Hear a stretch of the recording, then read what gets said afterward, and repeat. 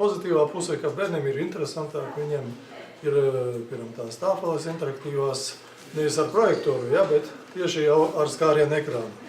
Nu, pats galvenais, lai viņiem būtu jau iemaņas no sākot ar 5. klasi.